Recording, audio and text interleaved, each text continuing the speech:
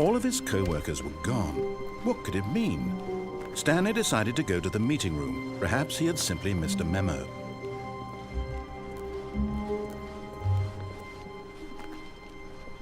When Stanley came to a set of 2 open doors, he entered the door on his left.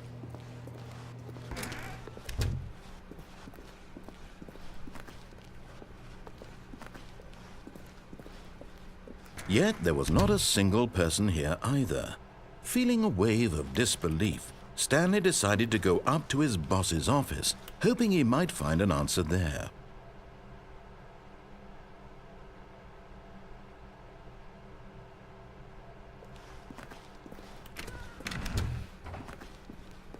Stanley stepped into the broom closet, but there was nothing here, so he turned around and got back on track.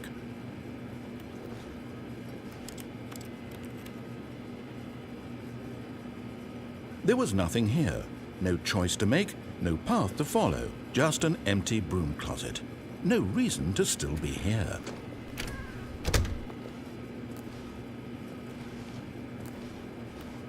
It was baffling that Stanley was still just sitting in the broom closet. He wasn't even doing anything.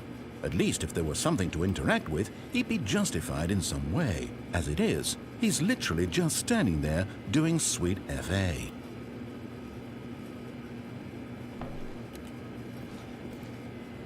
Are you really still in the broom closet? Standing around doing nothing? Why? Please offer me some explanation here. I'm genuinely confused.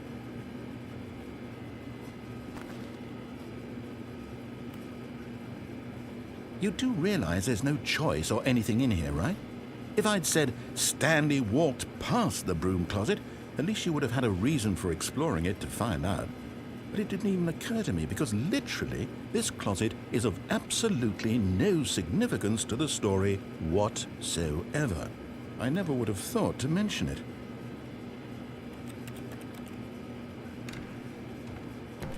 Maybe to you this is somehow its own branching path.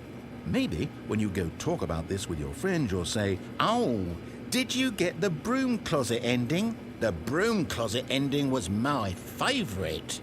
I hope your friends find this concerning.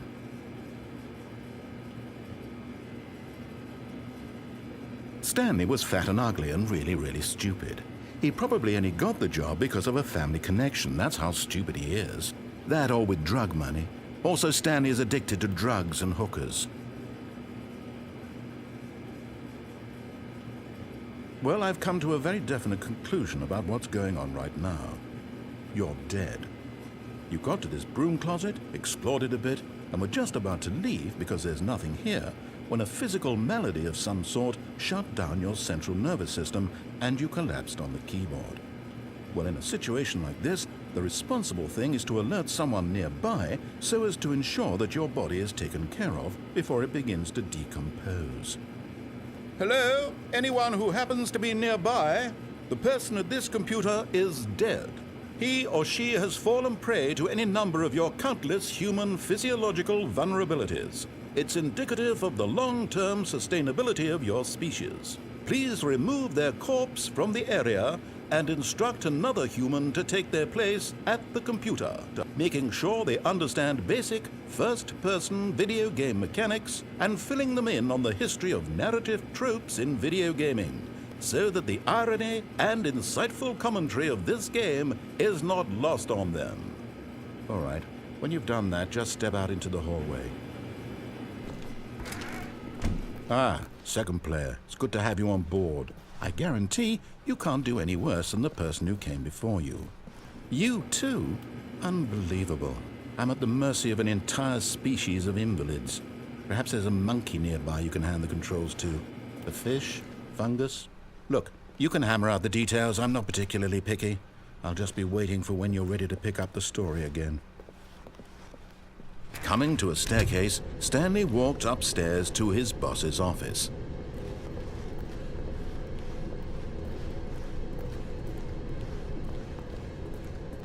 But Stanley just couldn't do it.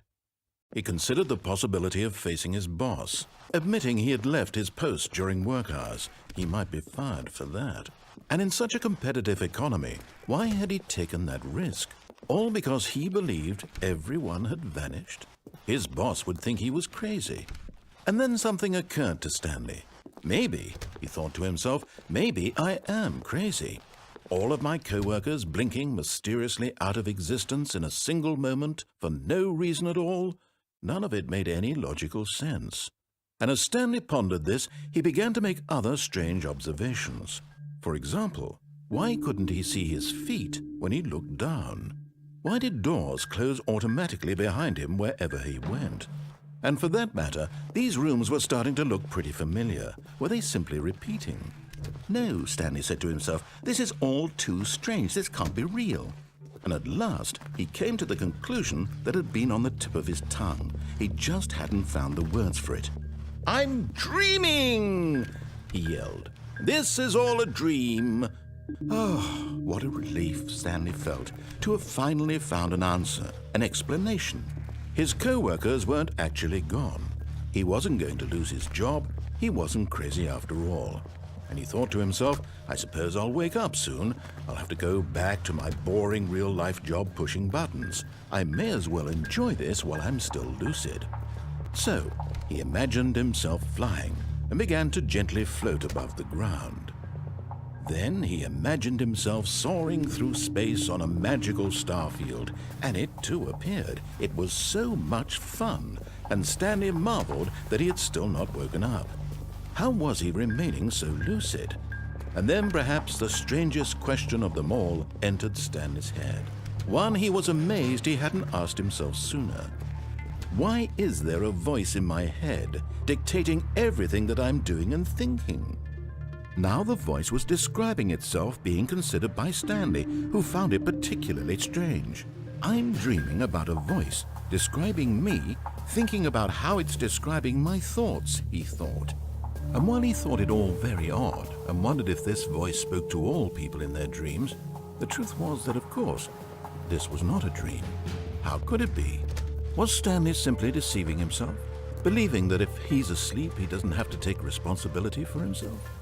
Stanley is as awake right now as he's ever been in his life. Now, hearing the voice speak these words was quite a shock to Stanley. After all, he knew for certain, beyond a doubt, that this was in fact a dream. Did the voice not see him float and make the magical stars just a moment ago? How else would the voice explain all that? This voice was a part of himself too. Surely, if he could just... He would prove it.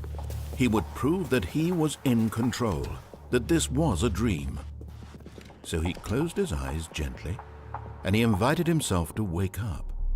He felt the cool weight of the blanket on his skin, the press of the mattress on his back, the fresh air of a world outside this one. Let me wake up, he thought to himself. I'm through with this dream. I wish it to be over. Let me go back to my job. Let me continue pushing the buttons. Please, it's all I want. I want my apartment and my wife and my job. All I want is my life exactly the way it's always been. My life is normal. I am normal. Everything will be fine. I am okay.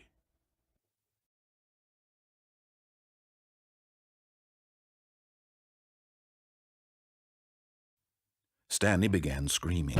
Please, someone, wake me up. My name is Stanley.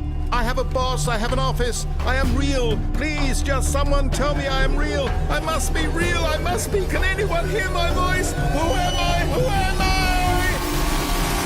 I? And everything went black.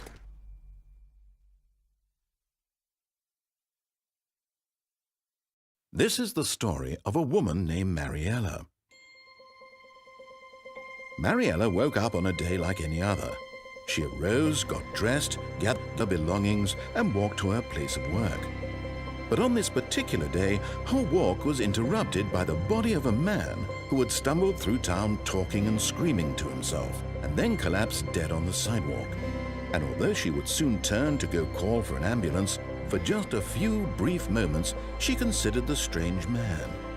He was obviously crazy. This much she knew. Everyone knows what crazy people look like. And in that moment, she thought to herself how lucky she was to be normal. I am sane. I am in control of my mind. I know what is real and what isn't. It was comforting to think this, and in a certain way, seeing this man made her feel better. But then she remembered the meeting she had scheduled for that day, the very important people whose impressions of her would affect her career, and by extension, the rest of her life. She had no time for this, so it was only a moment that she stood there, staring down at the body. And then she turned and ran.